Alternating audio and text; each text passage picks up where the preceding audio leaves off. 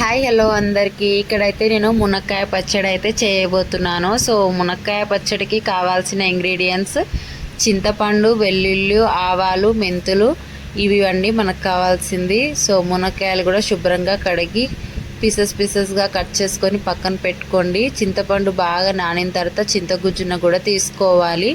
చింతగుజ్జు తీసుకొని ఒక గిన్నెలో పక్కన పెట్టుకోండి. ఆవాలు, మెంతులు మంచిగా వేపుకొని అదైతే మిక్సీ పట్టుకోండి.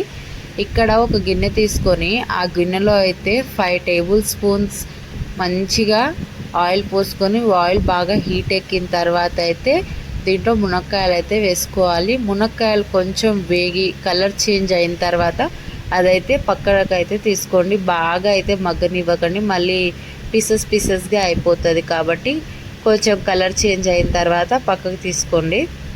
పక్కన తీసుకుని అదే వేడి నూనెలో అయితే మినపప్పు, శనగపప్పు, ఆవాలు, జీలకర్ర, కొంచెం దంచి పెట్టుకున్న ధనియాలు, దాంట్లోనే వెల్లుల్లి వేసేసుకొని దీంట్లోనే చింతగుజ్జు కూడా వేసుకోవాలి. చింతగుజ్జును బాగా ఉడకనివ్వండి. బాగా ఉడికి చింతగుజ్జు బాగా దగ్గరకు వచ్చిన తర్వాత కర్రీ లీవ్స్ కూడా వేసుకోవాలి. కర్రీ లీవ్స్ వేసుకొని స్టవ్ అయితే ఆఫ్ చేసేయండి.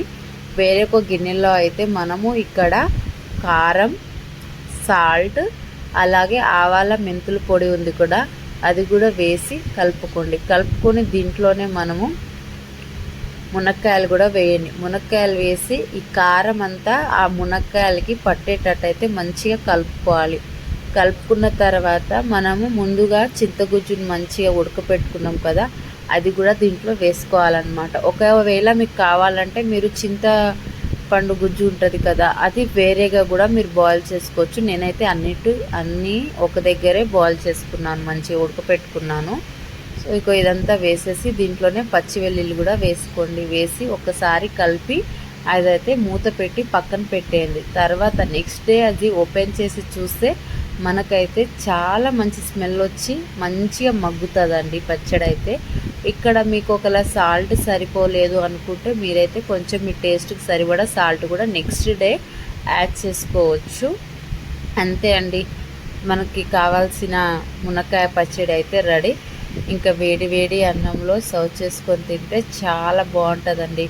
మీకు ఇట్లా నా వీడియో నచ్చినట్టయితే లైక్ చేయండి, షేర్ చేయండి. అలాగే శ్రీకాంత్ రాథోడ్ ఛానల్కి అయితే మంచిగా సబ్స్క్రైబ్ కూడా చేసుకోండి. Thanks for watching.